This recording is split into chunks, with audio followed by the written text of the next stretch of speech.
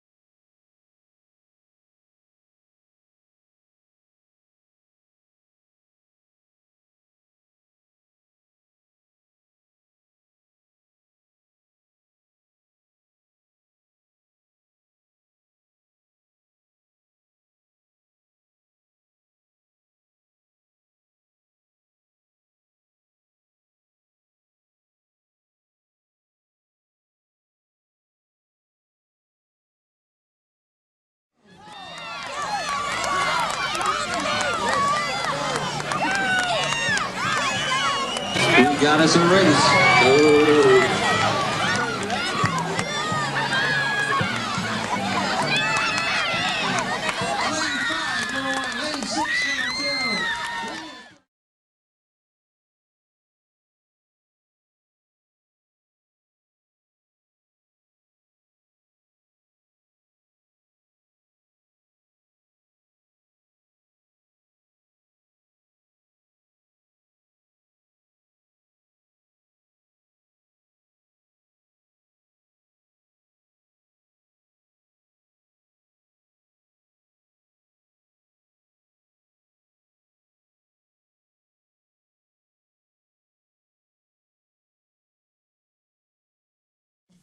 I think one of the most significant things about coming to Ball State University is, and I know that all of you have found this to be the case, that faculty here are very accessible to students. And I think at Ball State University you're going to encounter professors who will truly care about that they will work with you on a one-to-one basis. They will treat you as an individual, and they will want you to treat them as individuals. One of the courses we think honor students ought to take is a course that deals with the great books and the great ideas of the Western world. Courses that raise the question that we really throw back to the student to ask himself or herself, who am I? And how did I come to be the kind of person I am within the larger tradition of Western culture?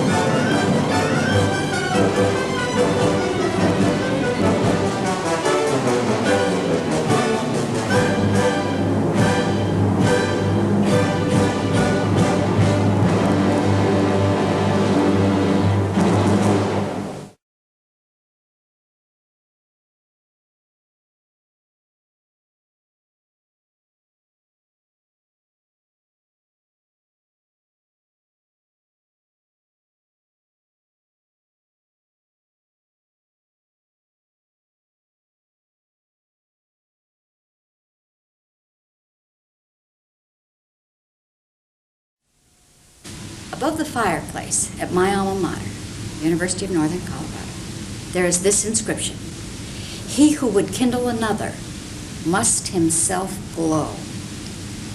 I hope that glow shows in you, because here at Ball State, one of the things we're about is establishing you as a little center for infection, for starting a love affair with learning, one that will go to epidemic proportions wherever you go. Just think of what that will do for education. We've extended our technology to the point that we create an ambiguity in what is life and what is death. Ought law intervene in parental and medical decisions with respect to an individual's right to choose treatment or non-treatment? Or should we leave the decision making to the parents and to the medical teams?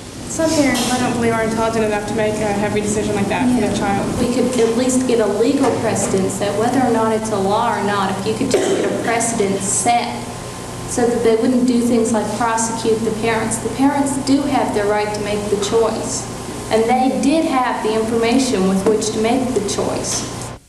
And they went through agony in making the choice, too. Yeah. But yet some lawyer who really didn't know anything about it went on ahead and sued them. And I think that before we should come up with some sort of a precedent so that they can't really do that. I want you to think about the problems we've raised today, because they're problems that are realistic. Have a great day. I think sometimes what's really exciting about being a student at Ball State is that the cities and towns of Indiana provide us with a series of learning laboratories. I think the important thing is when you graduate from here that you take with you from Ball State the kind of experience that's really going to allow you to quickly become a contributing member of the profession and of society in general.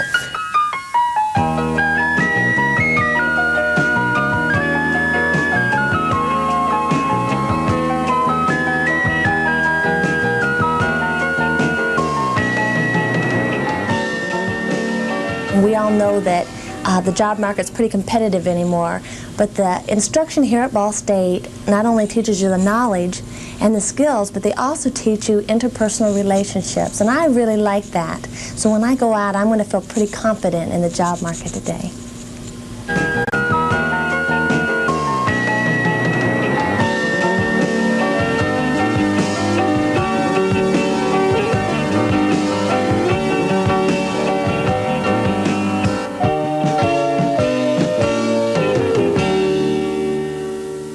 One of the things I've done over the years in the class is to have, well, this has been going on 10 years or so, is to have a skit group. We started out calling them the Hairy Guerrilla Theater. And this was back, you know, when there was a lot of street theater, guerrilla theater kind of things going on, and protests and all that. It's the sort of thing you can do impromptu. And what I'm trying to do with it, you know, is get people's attention sometimes, just wake you up and get you to focus on what we're dealing with. I wanted this course to be the kind where by the end of the term, we would all, including me and the students together, would become more of a community of learners than we were at the beginning of the quarter.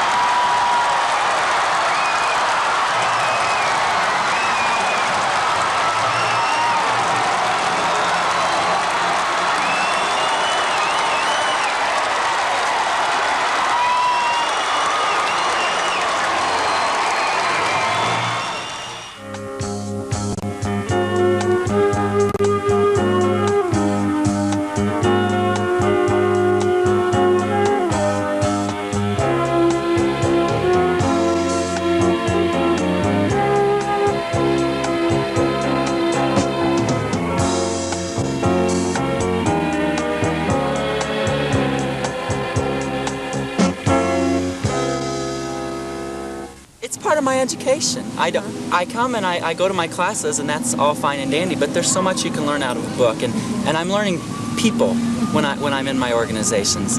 I'm learning how to deal with the public, how to sell Ball State, how to sell myself, just a lot of good things that come out of that. It's more of an education than just going to class.